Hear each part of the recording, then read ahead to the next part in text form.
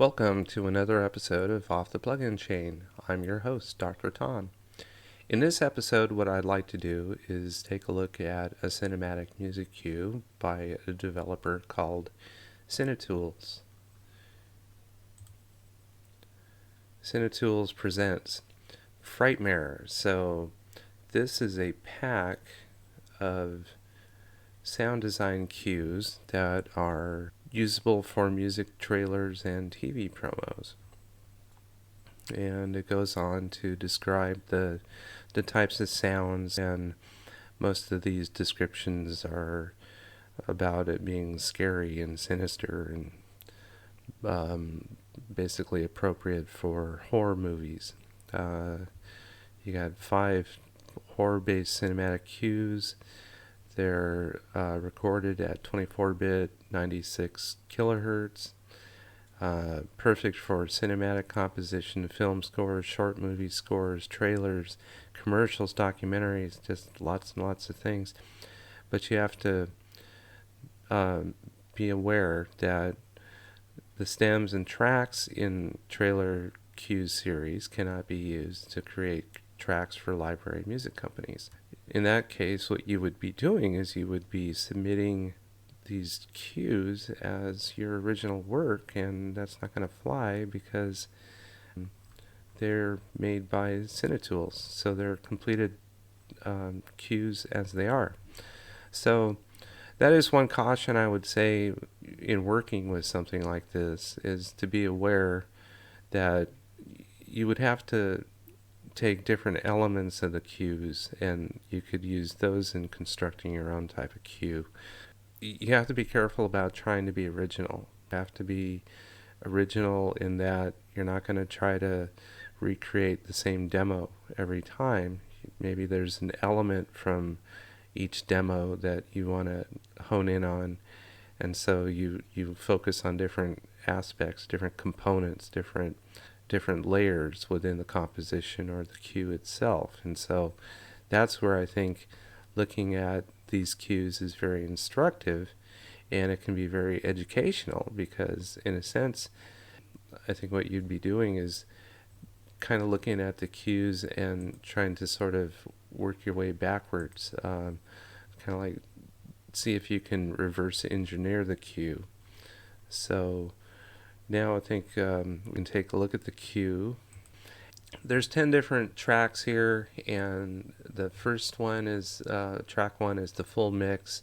It's 2 minutes and 58 seconds, and there's different lengths cues that that Cinetools will give you, and one is the full mix, and that's 2 minutes and 58 seconds. There's an alternative mix that's a little over a minute long, and then there's always a shorter mix that's is somewhere between 30 seconds and 50 seconds, and somewhere in that range. This is very similar to what you would be required to submit if you were going to actually be submitting music cues to a music library. Now, of course, you can't do that with these, but what I'm suggesting is that you could look at these cues to try to understand how different cues are put together and how they're structured. And so I think you could look at it from an instructional standpoint like that.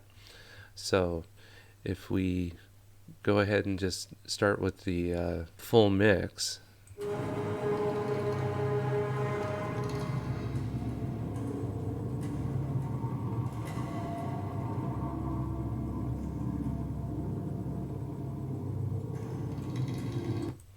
Okay, so that's kind of like a sound bed. It's kind of like a sound texture.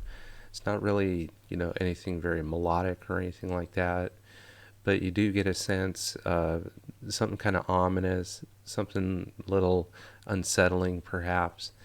Now, that's the full mix, and so what this enables you to do is take a look at some different components. So what if you just look at we were to listen to the atmospheres and drones by themselves?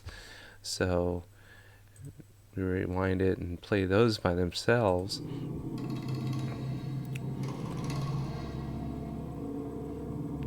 You have basically a drone sound that is kind of like a pad, and then you've got different sounds that are interspersed throughout as well. But that's the atmospheres and drones by themselves. Okay, so what if you listen to the cue without the atmospheres and drones? It's everything but what we were just listening to. How would that sound?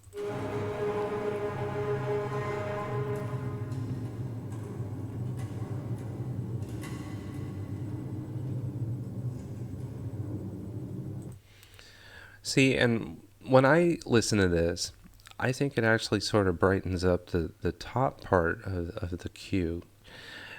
In a sense, it sounds a little thin when you compare to what the drones can add to it. Definitely with the drones and atmospheres, it lends a certain type of atmosphere to the cue, or the part of the cue having that as part of it. But listening to it, the cue without the atmospheres, I think you could say it sounds okay if that's what you're going for.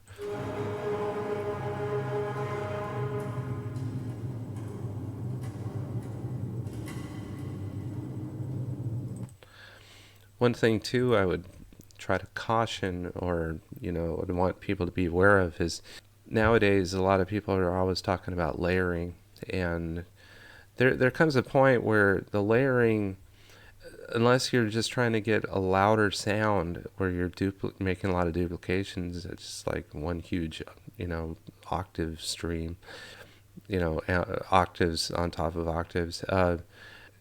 Unless it's something like that, there comes a point where adding more and more instruments isn't going to, well, it's certainly not going to make the mix clearer. And you do have to think about clarity, no matter what you're looking for. Even if you're looking for a gritty sound or an unsettling sound, there comes a point where it's like, is there too much going on? Is it too busy? And so I think that's something, by looking at a cue like this, kind of gets you to look at. So, again, if we listen to the cue without the atmospheres and drones, it sounds like this.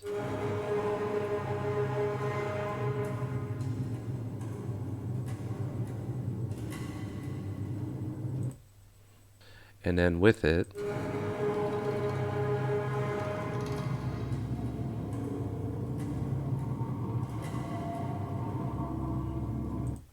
in this case, I'd almost think of the atmospheres and drones almost like frosting on a cake. Without them, you're probably going to be fine. With them, it adds a little bit more, maybe a little bit more dimension.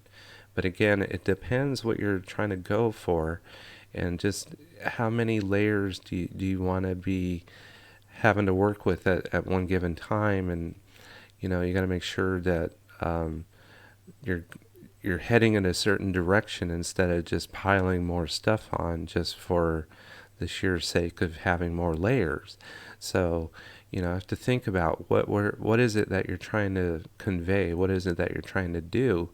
And yeah, you can experiment with different layers, but I think in looking at something like these cues here, like here's an example. There's a pulse sound that permeates through this cue, and you don't really notice that it was there until you take it out. And here again, I think if there was a little bit more flexibility in the way these cues were laid out, if you could have the pulse by itself and then the drums by themselves, I think that would have been a tremendous improvement. Also the risers by themselves. Because in this case, I think I would like to try different combinations of, maybe without the atmosphere and drones and without the pulse. But you're not given that type of flexibility here. So that said, let's take a look at or listen to the cue without the pulse.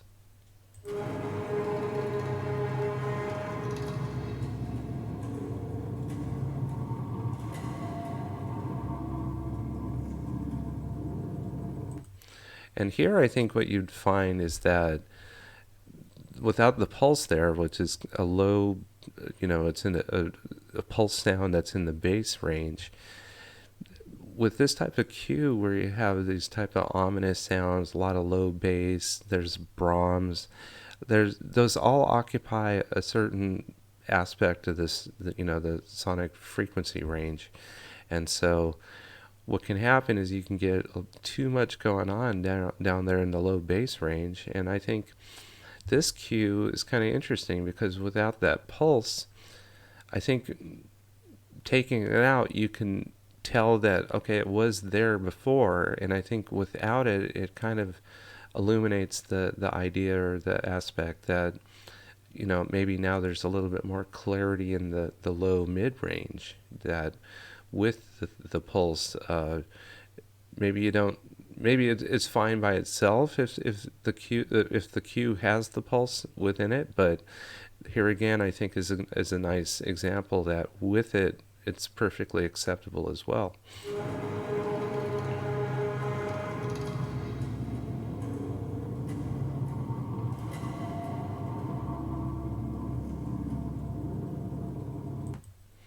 All right. Now, I think overall, if I was going to look at one of these by themselves, I think without the atmospheres and drones, I think that's kind of an interesting sound.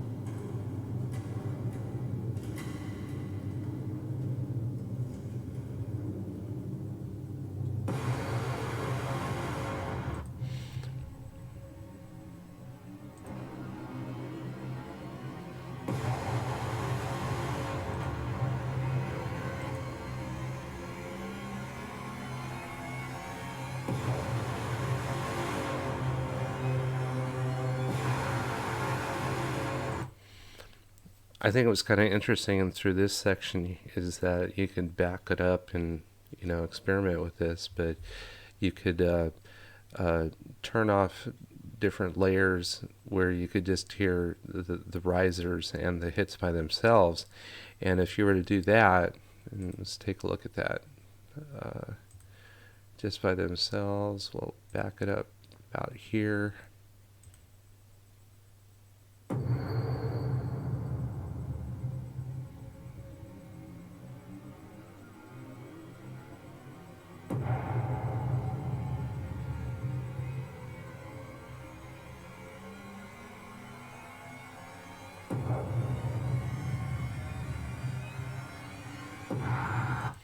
And so what you have here is this repetitive, hit followed by a riser, and the riser kind of has the attribute as kind of being like a shepherd tone, where it keeps sounding like it's going up and up and up in pitch, whereas it's actually not. And so that's really kind of an auditory illusion, but it's very impactful as far as the sound goes.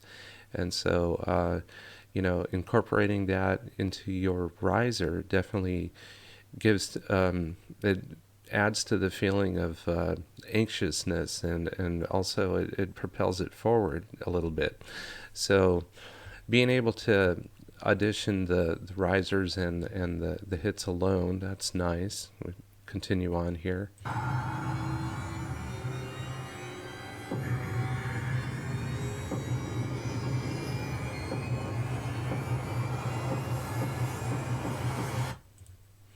Okay, so let's see. I think covered most of the combinations that I thought were kind of interesting to take a look at, but definitely being able to hear the cue without the atmospheres and drones.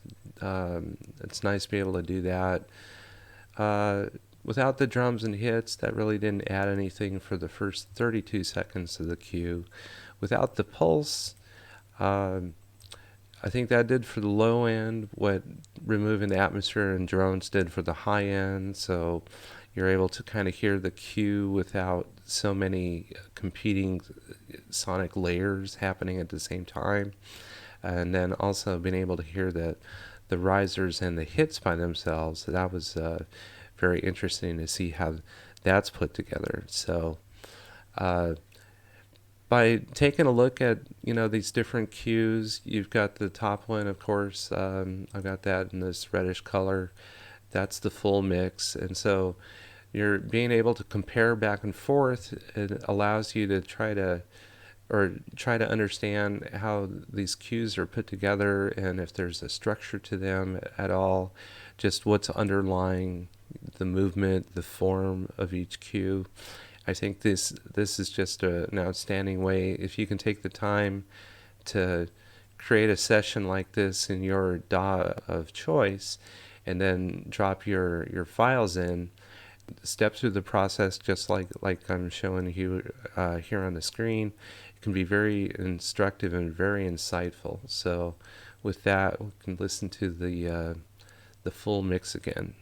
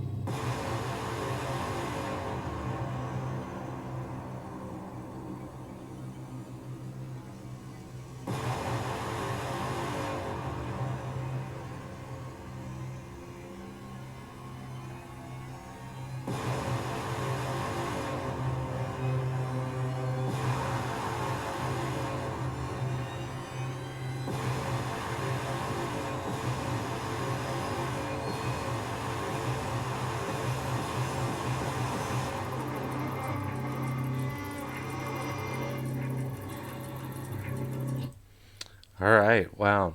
Well, there's definitely a lot going on in this cue for sure, and I think if you were to examine the other cues in each of these packs by Cinetools, you would also find the same level of layeredness and complexity of having all these different layers available that you can experiment with and just see how they affect the overall structure of each cue. So if that appeals to you, then definitely check that out. Cinetools. When I first came across them, you could find them on producer loops, but now they're now are on Freaky Loops, so that's where you would find them online. But anyways, I'll probably be doing more presentations like this where I take a look at different individual cues and see if we can, break them down and figure out what's going on with each one of them. All right, well, that's all we're going to do this time on Off the Plug-in Chain. So until next time, be well, stay safe, and keep being creative.